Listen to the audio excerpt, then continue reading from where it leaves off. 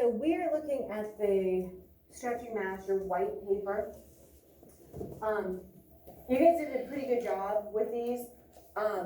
The major thing, sometimes there was an issue you didn't predict. You just said, like, I don't know, it's just a little bit confusing. Most of them were okay. With number 7, when it asked you to compare what happened versus what you predicted, you had to say a little bit more than just like, okay, it's, juice pouches in space. Okay, right, like I get that, but what happened to theirs compared to what you thought was gonna happen? So always just kind of be careful that you're rereading your answers and that it makes sense, that you are the first person to read your answer to see if it does make sense, okay? I want to look at a few graphs. I just randomly, I grabbed some and just started scanning some because I wanted to show you guys, you all have the same data. So I told you, you are gonna have on your x-axis, which is your independent variable, that's gonna be your mass. Because the mass had an effect on how far that rubber band stretched. Independent variable causes the change that we see in the dependent variable. All right, so that's exactly how we have this graph set up. I told you you didn't need to number the bottom. You could just put your numbers for your mass right with it. So I think 10.2, 190, 2.7. Said you could just put those right with the bars, and you could tell me that this is the empty and that this is the full. Now what this graph is missing is that it says juice pouches mass. That needed to be like, or something like that, for your x-axis label. You needed to have these bars identified. Because I know it's empty and full, but empty and full what? Pizza boxes? Right? I need to know what exactly these empty and full bars are representing. And it's the juice pouches mass. Okay? Over here, you have centimeters in stretch. Stretch of the rubber band, how far the band stretched, something like that. Okay? These numbers went up by 2s. It made it a little bit like squished. Look at this graph. They didn't use very much of their paper. They have all of that open space that they could have used. So by counting by 1s, it would have stretched these bars out. All right, and we'll look at some more and you'll see it's basically the same data for everybody, but these graphs are gonna look really, really different. All right, so I just wanna show you some of those examples.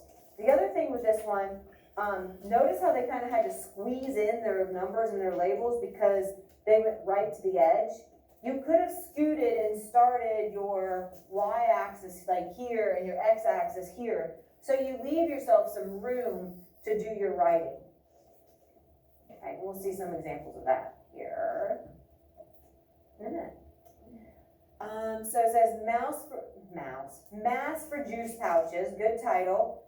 This bar I know is 192.1. I would have liked to see the G's there, so they should have had grams in their label or grams there with their numbers. Notice they went up by 1s, and look, their graph went almost all the way up to the top. All right, so you can kind of see all of it. They left plenty of room so that they could fit their labels. Notice how their numbers though, like the 1 is sitting on the line, the 2 is on the line. I think that 1 goes with this line, but I'm not sure. So it's like my 5 this line or is my 5 this line? That's a little confusing. Notice like on this one,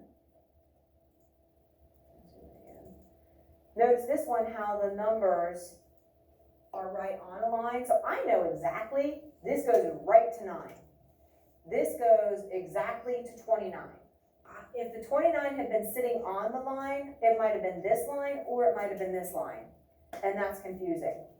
All right, so the way they have it is good. Notice 1, 2, 3, 4, 5, 1, 2, 3, 4, 5. Whatever width you make one bar, you make the other bar. This says centimeters of stretch, so I have my units and I have my label. I have my massive pouch, that's my label. I have my units, and it says empty and it says full. And it also tells me this one exactly was 5.9 and this one was 193 something. This is very well done. This one also is very well done. Has all the requirements. This one's a little confusing because see how they have numbers down here? I didn't count it wrong, but I said you don't need to have your numbers because those numbers are kind of distracting. You could just put 9 for your empty and 194 for your full instead of all of that at the bottom. Typically the bar graphs are not going to need those numbers all across the bottom. Okay. This person put centimeters, but they forgot the label, and I said like stretch of the rubber band. Notice that these are skinny, 1 bar or 1 square for each bar. That's fine, I don't care about that. It doesn't have to be fat bars, doesn't have to be skinny. This person used 2. Notice length of stretch in centimeters. Again, their numbers are right on the lines, empty, full, the exact grams, nice label, nice units, beautiful, great title and everything. This person just put their grams inside the bars, that's fine. Again, single bars, I can see everything clearly. Again, looks good. These numbers are a little distracting because again, I don't know if this 9 is this line or if it's this line. So I really don't know if this went up 8 high or 9 high.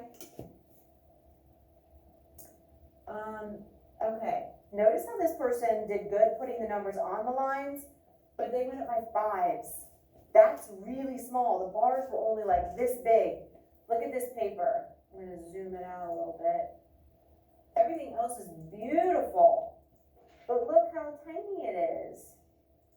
It's just right there in the very middle. You have all this room, okay? Now it's good that they didn't crowd themselves, but you definitely needed to make these spaces worth 1 because those would fit just fine. Jason, you with me? Okay. Okay, so I just wanted to show that. And even 2s are pretty small. Look, you have all this open space and you could have made it much bigger. So make these at 1s, not going up by 2s. The smaller the number, the bigger the bar ends up being. And that's nice. Okay, that's pretty good for the graphing stuff. And I have a funny situation. It's not really funny, it's kind of scary because a lot of times I'm reading your answers and you give me answers that don't quite answer the question. You're close, you're in the right area, but it's not right. And like I'll reread it and I'm like, well, that's a true statement. That's not really answering the question. So here's an example in real life. I asked my family, what do you guys want for dinner tonight? And they say, we had pizza last night. Do I know what they want to eat? Maybe they want pizza again because they love pizza. Maybe. Maybe they want anything but pizza because we just had it. Do you see where that leaves me in a situation? If I don't know, maybe I just make Brussels sprouts because nobody told me what they wanted. They didn't answer my question. That'd be a sad night. Here's another example. And don't fight with me like 3rd period. I almost had to, whew, they're testing me. Go to Walmart. You need a pair of socks. You go to the freezer section by the ice cream. Are you gonna have very good luck finding socks in the freezer section? No. Maybe. Okay, now let me put this another way. Would Walmart intentionally put socks in the freezer section so that you, Joe Schmo, can go there and know to look next to the ice cream to find your socks? No. No.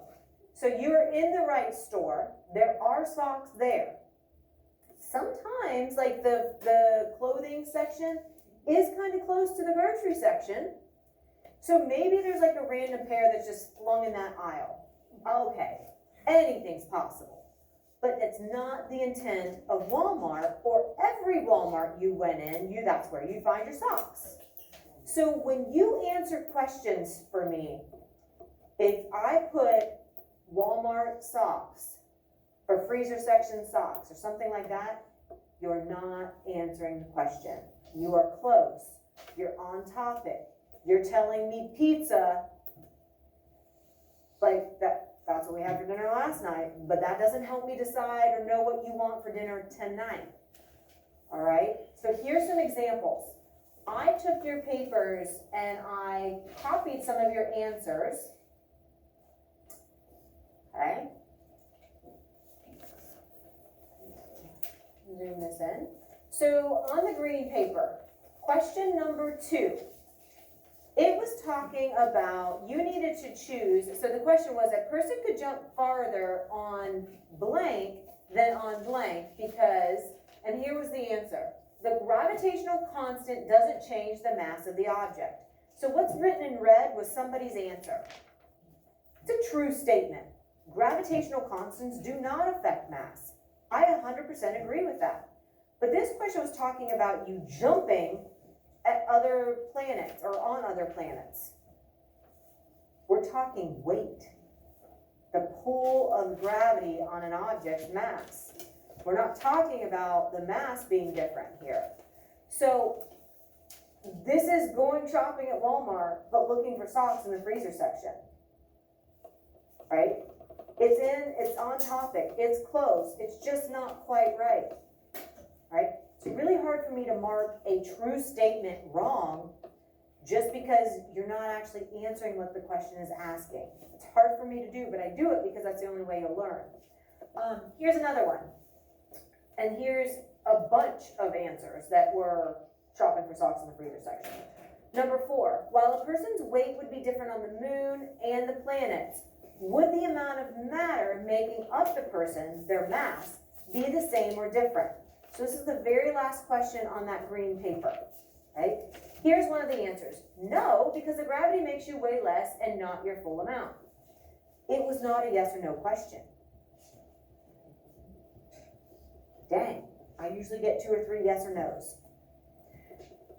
Again, this is kind of a true statement, right? Gravity does make you weigh less. If gravity is less, your weight is less. It's a true statement. The blue one, it would be different because you are not going to weigh the same on the moon as the planets because they are a very different gravitational pull. True statement, but it's asking about mass in this question, not weight. I've given you the information about weight. Basic same idea here. It would be different because your weight, you weigh, has a different mass on planets and the moon. I'm not asking about weight, I'm asking about mass. And finally, it would be different because you would weigh different because of gravitational pull and how big the planet is. That's even a great explanation. The planet's bigger, has a greater pull. Doesn't have anything to do with mass. I'm asking about mass. So you guys giggle and you're like, stupid people. But I'm telling you, at some point you all are gonna give me an answer like this. It's great, and I have to reread it and I'm like, am I going crazy? Because this is a true statement. But it's not answering the question. You're telling me we had pizza last night for dinner. It doesn't help me decide what to have for dinner tonight. So you see how it's easy? If you don't take the time to reread your answer and to make sure that you're actually answering what it's asking you, it's going to be really easy for you to get off track. Okay? Certainly as we're going into our remote learning situation, keep in mind, be careful, because I'm not here to even like hammer some things through to you, and I hammer things through and we still get these answers. So I just wanted to point that out, all right?